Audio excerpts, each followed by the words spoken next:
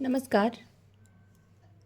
आज हम बात करेंगे एक ऐसे मुद्दे पर जो कि उत्तराखंड सरकार द्वारा अभी हाल ही में लागू किया गया है, समान नागरिक संहिता, जिसके अंतर्गत वहाँ पहला रजिस्ट्रेशन भी किया गया जो कि लिव इन रिलेशनशिप का था।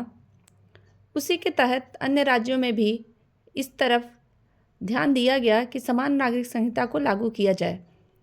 केवल एक उत्तराखंड में समान नागरिक संहिता लागू किए जाने से संविधान या भारतीय नागरिक समाज में कोई विशेष परिवर्तन नहीं होगा जब तक कि संपूर्ण भारत में इसे लागू न किया जाए। उत्तराखंड के आधार पर गुजरात सरकार ने भी अपनी टीम गठित की है जो कि यूसीसी यूनिफॉर्म सिविल कोड को लागू करने के क्षेत्र में काम करेगा। समान नागरिक संहिता मूल रूप से नागरिकों को संपत्ति, विवाह और जो भी ऐसे मुद्दे हैं जो नागरिकों से संबंधित हों और जिनमें एक रूप कानून की ज़रूरत हो, उनसे जुड़ा हुआ मुद्दा है।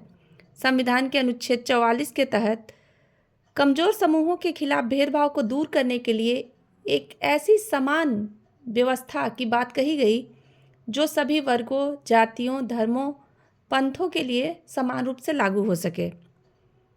ऐसी स्थिति में उत्तराखंड में जो यूसीसी लागू किया गया है उसके तहत जो लिव इन का रजिस्ट्रेशन हुआ, वो नागरिकों को समान अधिकार, लिव इन रिलेशन में रहने वाले लोगों के जो बच्चे हों या उनके जो संपत्ति विषयक झगड़े हैं या उनके धर्म से संबंधित जो मामले हैं, उनको एक समान नागरिक कानून के तहत लाने के लिए यह प्रयास किया गया।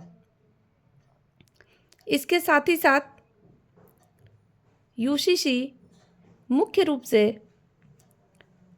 भारत में रहने वाले हर नागरिक के लिए एक समान कानून जो कि पंथ, जाति, मजहब, विवाह, तलाक, बच्चे और संपत्ति के क्षेत्र में एकरूपता लाने का प्रयास कर रहा है। चूँकि समान नागरिक संहिता एक देश एक कानून की अवधारणा पर आधारित है और इसका लाभ देश के सभी समुदायों को होने वाला है। जो लैंगिक असमानता है, ऊंच नीच, जाति, धर्म, व्यक्तिगत भेदभाव की जो समस्याएं हैं, उन्हें दूर करने में इसका महत्वपूर्ण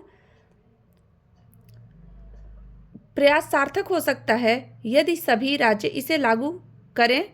और इससे जो धार्मिक भेदभाव भारत में दिखाई देता है और धर्म के अंतर्गत जो विवाह और तलाक से संबंधित नियम हैं या संपत्ति के बंटवारे, उत्तराधिकार से संबंधित नियम हैं, हमारे दृष्टिकोण से शायद उन सभी समस्याओं का निजात मिल सके। धन्यवाद।